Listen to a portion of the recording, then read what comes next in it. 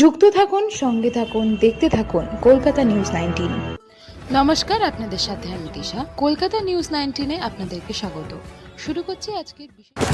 দক্ষিণ চব্বিশ পরগনার দত্তপুকুর ময়না অঞ্চলের বাসিন্দা রাজু গোস্বামী দীর্ঘদিন ধরে তার স্ত্রী ও কন্যার ওপর অমানবিক অত্যাচার চালিয়ে যাচ্ছে। কারণ রাজু গোস্বামী দুটো বিয়ে করে তার স্ত্রী দুর্গা গোস্বামী সে জানতো না তার স্বামীর দুটো বিয়ে। এই নিয়ে তাদের পারিবারিক বিবাদ।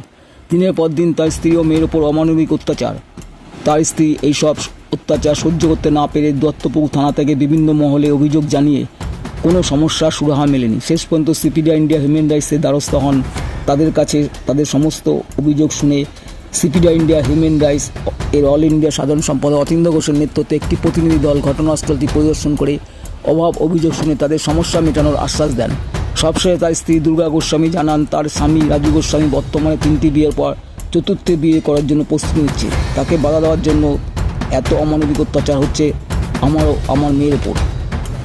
আসুন তাদের অভাব অভিযোগ শুনে ও কী অমানবিক অত্যাচার হচ্ছে তাদের ওপর তারই বিস্তারিত শুনুন কলকাতা নিউজ টিভি 19।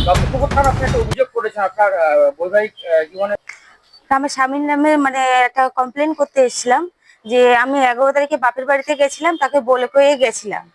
আর 18 তারিখে আমি বাড়িতে আসি।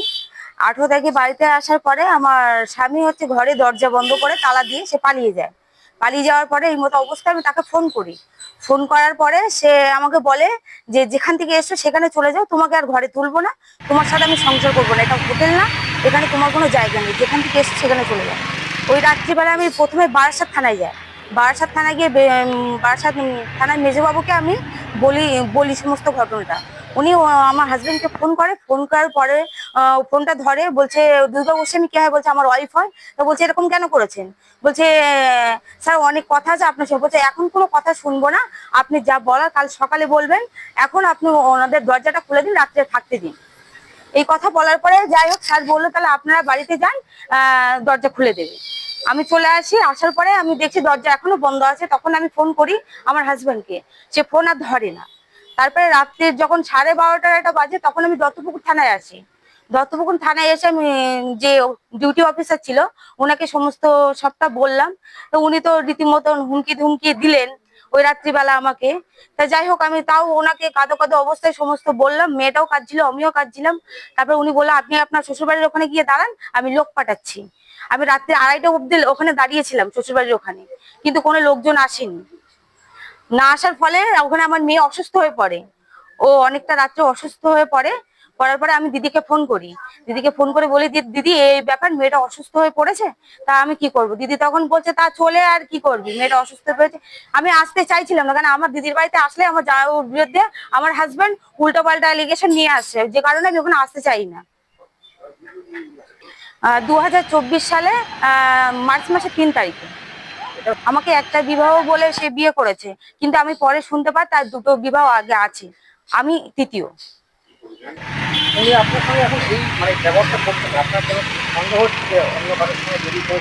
হ্যাঁ, জড়িয়ে পড়েছে। তার তার মানে প্রমাণপত্র আমার কাছে আছে, অনেকগুলো রেকর্ডিং আমার কাছে আছে, যে সে বাংলাদেশের একটা মেয়ের সঙ্গে তার যোগাযোগ হয়েছে বা তার বন্ধু করেছে, সে সমস্ত সব রেকর্ডিং আমার কাছে আছে।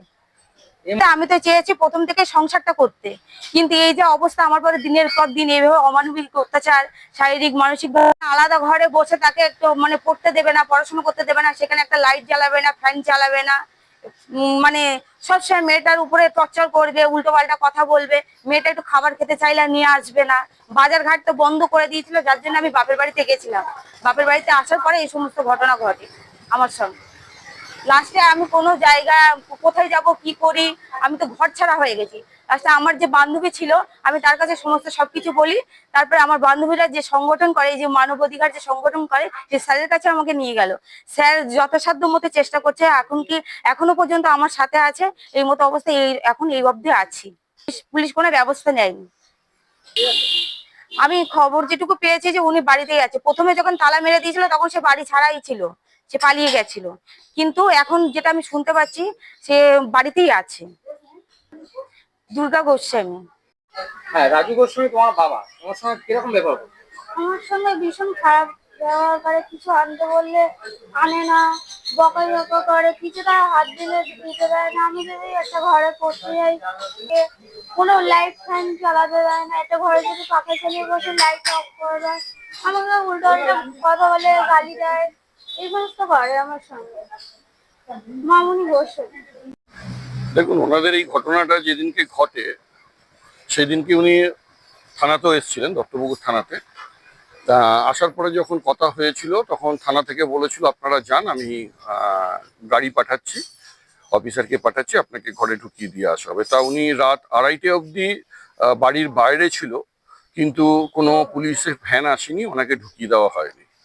তা সেই অবস্থাতে উনি অসহায় হয়ে উনি আমাদের সংগঠনের মেম্বার ঝুম্পার সাথে দেখা করে, কথা বলে, এবং আমাদের ঝুম্পা আমাদের ডাক্তারবাবু অরবিন্দ সরকারের সাথে কথা বলে, আমাদের প্রদীপ তরফদার তার সাথে কথা বলে, তিনি ওনাকে নিয়ে আমার অফিসে আসেন এবং অফিসে বসে আমরা কথা বলি, এবং আমি ওনার হাজব্যান্ডকে ফোন করি এবং হাজব্যান্ডকে ডেকে পাঠাই যে আপনি অন্তত আসুন, অফিসে বসে আপনাদের যে সমস্যাটা আছে সেই সমস্যাটা আমরা মিটিয়ে দিই। তা ওনার হাজব্যান্ড ওনার সাথে থাকতে চাইছে না, উনি বলছেন ওনার নামে অনেক কথা বলছে, কিন্তু সেই কথা অনুযায়ী ওনাকে যখন আমরা ডেকে পাঠাই উনি আসতে চান না, এবং উনি আমাকে বলে যে আপনাদের যা পারান আপনারা তাই করে নিন, আমি কাউকে না পুলিশকে ভয় পাই, না আপনাদের কাউকে ভয় পাই, না আমি কাউকে ভয় পাই। তা ওনার যদি মনে হয় যে উনি কাউকে ভয় পায় না, তাহলে উনি কি করে ভয় পায় সেই ব্যবস্থাটা আমাদেরকে করতে হবে। তার জন্য আমরা আমাদের প্রতিনিধি দিয়ে দত্তপুকুর থানাতে একটা এফআইআর করার জন্য পাঠাই। তা সেই সময় পুলিশ অফিসার এফআইআর নেন না। তারপরে আমরা ফোন করার পরে আমি অফিসারকে ফোন করি, বলি, তারপরে সেই এফআইআরটা ধার্য করা হয়, এবার এফআইআরটা নেওয়া হয়। এবং আমরা দত্তপুকুর থানা এবং বসিরহাটে যেহেতু ওনার বাপের বাড়ি, সেহেতু বসিরহাট থানাতেও আর একটা কেস করা হয়, এবং দুটো থানাতে ওনার নামে কেস করা হয়েছে। এবং আজ থানায় আমি এসেছি, থানার অফিসারদের সাথে কথা বলেছি। এবারে অফিসাররা আশ্বস্ত করেছেন যে আজকে সন্ধ্যে 6:30 থেকে 7টার মধ্যে ওনারা যাবেন এবং দিদিভাইকে নিয়ে গিয়ে ওখানে ওনার মেয়ের যা বই খাতা ডকুমেন্টস যেগুলো আছে সেগুলো নিয়ে আসবেন। এবং আগামী দিনে আমাদের এই যে প্রসিডিওর প্রশাসন আমাদের কথা শুনে যে কাজ করেছে এবং আইনের আওতায় যে কাজটা আমাদের হয়েছে, এবং এটা এবারে কোর্ট ম্যাটারে গিয়ে পৌঁছবে, এবারে কোর্ট যা ডিসাইড করবে সেভাবেই আমরা এগোবো। কারণ আমরা চাই যে উনি দোষ করেছে তার দোষের শাস্তি।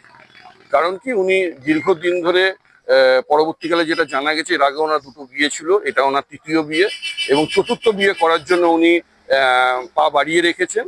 এবং এটা যদি ওনার একটা নেশা হয়ে থাকে, তা মহিলারা তো মানে ব্যবহারের সবসময় জিনিস নয়, এটা যদি মানুষ ভেবে থাকে তাহলে সম্পূর্ণ ভুল। এবারে মহিলারা কি করতে পারে সেটা মহিলারা দেখাবে। এবারে ওনার করার একটাই জায়গা, সেটা হচ্ছে আমাদের আইন, এবং আইন সকলের চোখেই সমান, এবং আইন ওনার পাশে এসে দাঁড়িয়েছে, পুলিশ প্রশাসন ওনার পাশে এসে দাঁড়িয়েছে। আমাদের সংগঠনের পক্ষ থেকে এগুলো আপনারা জানতেও পারবেন, দেখতেও পারবেন। Centre for protection of democratic republic of India, যা short form CPDR India human rights organisation. 27 বছর ধরে আমরা মানুষের সেবায়, মানুষের পাশে থেকে মানুষের জন্য কাজ করে চলেছি। আমাদের এখানে 2 নেতৃত্ব, আমাদের ডাক্তারবাবু এখানে রয়েছেন অরবিন্দ সরকার, আর আমাদের এখানে প্রদীপবাবু তিনিও রয়েছেন। এখানে আমাদের ঝুম্পা ম্যাডাম থেকে শুরু করে আমাদের টিম মেম্বাররা অনেকেই এসছেন আজকে এই সংগঠনের ইয়েতে। এখানে আমাদের জাহানারা দিও রয়েছেন, এবং এনারা সবসময় তৎপর মানুষের জন্য কাজ করার জন্য। শুধু আমরা প্রত্যেকটা মানুষকে অনুরোধ করব যে আপনাদের কোথাও যদি কোনো অবিচার হয়েছে আপনারা থানায় যান, কমপ্লেন করুন। যদি থানা আপনাদের কথা না শোনে আপনারা আমাদের কাছে আসুন, আমরা নিশ্চয়ই আপনাদের পাশে থেকে আপনাদের সুবিচার পাইয়ে দেওয়ার জন্য অগ্রিম চেষ্টা করব। নমস্কার, আমার নাম অতীন্দ্র ঘোষ, আমি all India general secretary CPDR India human rights অর্গানাইজেশনের। আমাদের চ্যানেলটিকে সাবস্ক্রাইব করুন ও প্রচুর পরিমাণে লাইক ও শেয়ার করুন।